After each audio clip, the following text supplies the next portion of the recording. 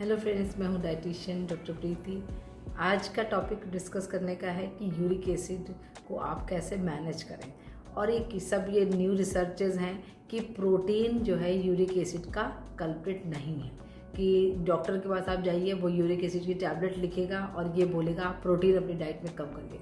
हमारी Indian diet में already protein बहुत कम है। हम दिन में बस लंच में हम दाल वगैरह लेते हैं, डिनर में हम लोग क्या सब लोग रोटी सब्जी खाते हैं। तो हमारी डाइट में ऑलरेडी प्रोटीन मिसिंग है। तो इतना प्रोटीन कोई लेता ही नहीं है कि उसका यूरिक एसिड बढ़े। दो ही रीज़न है यूरिक एसिड बढ़ने के। पहला, या तो आपकी बॉडी ज़्यादा यूरिक एसिड बना रही है, या तो आप ज़्यादा प्यूरिन्स फूड खा रहे हैं, पहला। दूसरा रीज़न है कि किडनी आपकी यूरिक एसिड को मैनेज नहीं कर पा रही है। यही दो रीज़न है। तो आपको पता करना है कि आपके बॉडी का क्या रीज़न है। और ये न्यू रिसर्चेज जो आई हैं, तो उसमें ये कुछ लोगों को एक लिया गया, कुछ ग्रुप ऑफ मेंस को, वुमेन्स को, उनको प्रोटीन कंजप्शन बढ़ा के देखा गया। वो गूगल स्कॉलर में आप रिसर्च पेपर पढ़ सकते हैं। तो ये देखा गया कि प्रोटीन कंजप्शन बढ़ाया उनका, लेकिन उसमें 0.00 बहुत ही कम परसेंटेज था कि उससे यूरिक एसिड बढ़ा। तो ये पता चला कि यूरिक एसिड, बहुत सारे लोग ऐसे हैं जो कम प्रोटीन खाते हैं लेकिन फिर भी उनकी यूरिक एसिड की वैल्यू ज़्यादा ही आती है। तो यूरिक एसिड का रीज़न क्या है? तो इसके 3-4 रीज़न हैं यूरिक एसिड बढ़ने के। पहला, आपका फ्रक्टोज़। जो फ्रक्टोज़ जो है, मतलब जो शुगर है, हमारे चीनी में 50% फ्रक्टोज़ है, हनी में 50% फ्रक्टोज़ है, आपकी किशमिश, आपका खजूर, इन सब में आपका फ्रक्टोज़ है। बहुत सारे जो हम लोग बिस्किट्स खाते हैं या सॉस खाते हैं, उसमें आप लेवल पढ़िए। इंडिया में हम लोग लोग लेवल्स नहीं पढ़ते कि क्या हमारे जो हम खा रहे हैं उसमें क्या क्या मिला हुआ है। तो उसमें आप पढ़ेंगे जहाँ पर भी हाई फ्रक्टोज कॉर्न सिरप, ये सबसे ज़्यादा नुकसान करता है। तो मेन जिनको भी यूरिक एसिड, वो प्रोटीन कम ले रहे हैं लेकिन फिर भी उनका अगर यूरिक एसिड मैनेज नहीं हो रहा है, तो उनको फ्रक्टोज को हटाना है। मीन्स फ्रूट्स में भी नेचुरल फ्रक्टोज है, वैसे अच्छा है वो, लेकिन उनको अपने डाइट में फ्रक्टोज को कम करना है। फ्रूट को एज ए डेजर्ट लेना है, नॉट अ मील लेना है। आपको प्रोटीन्स, इतना प्रोटीन कोई भी नहीं खाता। एक कटोरी दाल, सुबह एक अंडा खा लिया आपने, तो बहुत ज़्यादा प्रोटीन जितना आप ले रहे हैं वो लीजिए।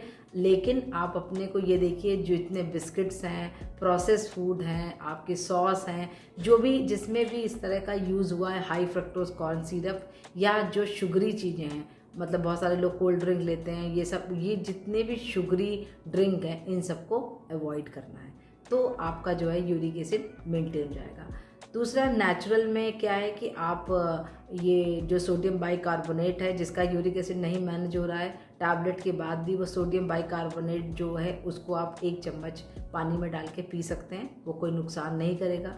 तीसरा, पोटेशियम सेट्रेट की 300 की mg की टैबलेट है, वो भी आप ले सकते हैं, क्योंकि ये देखा गया है कि जो पोटेशियम रिच डाइट खाने से यूरिक एसिड मैनेज रहता है।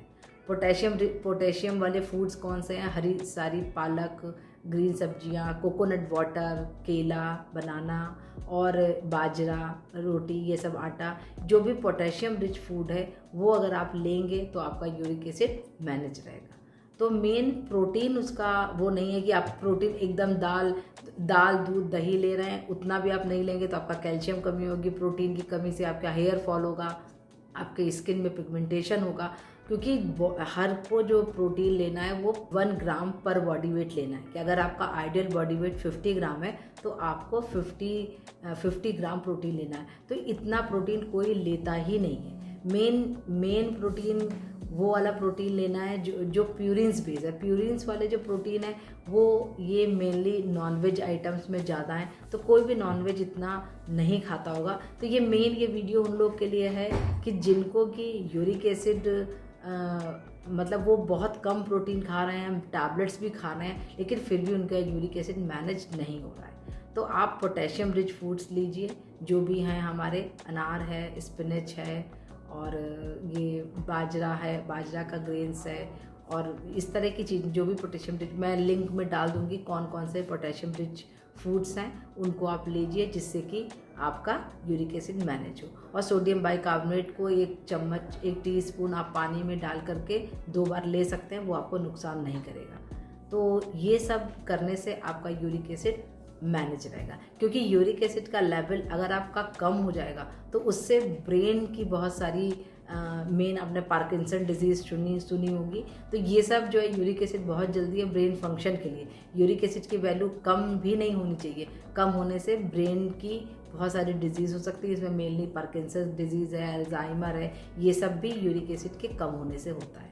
तो आप मेनली फ्रक्टोज़, जिन चीज़ों में फ्रक्टोज़ है, शुगरी ड्रिंक्स हैं, और मतलब आपको pre diabetic diet plan use करना है, प्रोटीन मॉडरेट अमाउंट में लेना है, लेकिन अपने जो भी फ्रक्टोज़ बेस्ड फूड हैं, जैसे खजूर आप खा रहे हैं, किशमिश खा रहे हैं, जो भी मीठे हैं, नेचुरल जितने भी मीठे फ्रूट्स वगैरह हैं, उन सब में फ्रक्टोज़ पाया जाता है, तो उनको आपको थोड़ा आप रिड्यूस करके देखिए। और potassium rich main coconut water, potassium rich diet लेके देखिए। जिन चीज़ों में पोटेशियम है वह नीचे मैं अपने चैनल में डाल दूंगी नीचे कि किस कौन से फूड ऐसे हैं जिसमें आपका पोटेशियम है। नहीं तो आप पोटेशियम सिट्रेट की 300 mg की टैबलेट ले सकते हैं 2-4 दिन, तो उससे कि खा के देख सकते हैं 2-4 दिन कि उससे मेरा यूरिक एसिड लेवल ठीक हो गया कि नहीं ठीक हो गया है। तो मेरे ख्याल से यूरिक एसिड का ये मैंने कंप्लीट बता दिया है आपको। और आप पर्सनली आपको यूरिक एसिड का जो डाइट प्लान चाहिए किस तरह का, तो वो आप मुझे पर्सनल पे मैसेज करके पूछ सकते हैं।